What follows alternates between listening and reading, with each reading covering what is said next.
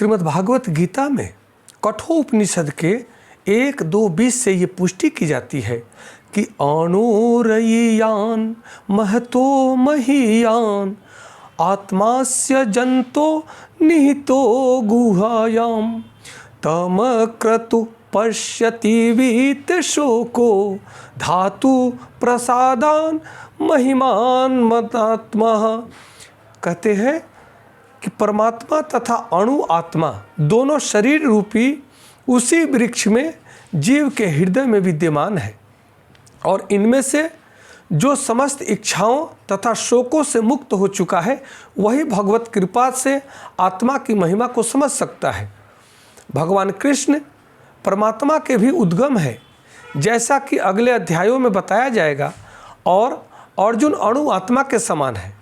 अपने वास्तविक स्वरूप को भूल जाने के कारण ही अर्जुन इस संसार से मोहित हो रहे हैं, अपने संबंधियों से मोहित हो रहे हैं। इसलिए अर्जुन को भगवान श्री कृष्ण एक गुरु की भांति यह समझाना आवश्यक समझते हैं कि यह संसार भोग विलास की वस्तु नहीं है। जो इस संसार में किसी संबंध के प्रति आसक्त हो जाता है या विषय वस्तुओं के प्रति आसक्त हो जाता है, वह इस संसार रूपी मोह माया में फंस करके घुट घुट करके दुखी होकर के मरता रहता है। इसलिए ज्ञानी मनुष्य सदैव ही इस संसार के विषय वस्तुओं या संबंधों से विरक्त रहते हैं और वही सदैव मोक्ष के अनुगामी होते हैं। इसलिए ये कहा जाता है कि किसी भी प्रकार से शरीर जो आज मिला है वो कल नहीं रहेगा, इसलिए इस शरीर का भी मरना तय है। इसलिए शरीर से भी आसक्ति करने की आवश्यकता नहीं है। एक और कहानी आती है कि यह परमात्मा और परमात्मा का अंश अणु आत्मा दोनों एक ही वृक्ष पर बैठे हुए हैं।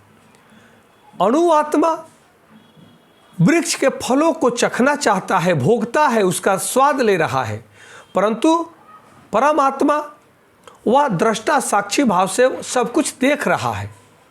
तो आज यह शरीर रूपी वृक्ष में भी आत्मा के साथ में अणु आत्मा है।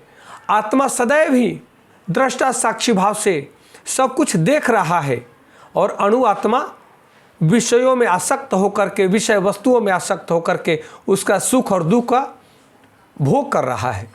इसलिए जिस दिन यह अणु आत्मा ये समझ जाएगा कि यह विषय वस्तु मेरे लिए नहीं है, मैं परमात्मा का अंश हूँ, मैं परमात्मा ही हूँ, इसलिए हमें भी दृष्टा साक्षी भाव से इस संसार के, इस सृष्टि के क्रियाकलापों को देखना है, इसमें लिप्त नहीं होना है। जिस दिन वह अणु आत्मा यह समझ जाता है तब वह स्वयं परमात्मा का स्वरूप होकर परमात्मा में ही विलीन हो जाता है और परमात्मा में सब कुछ दृष्टा साक्षी भाव से देखता है।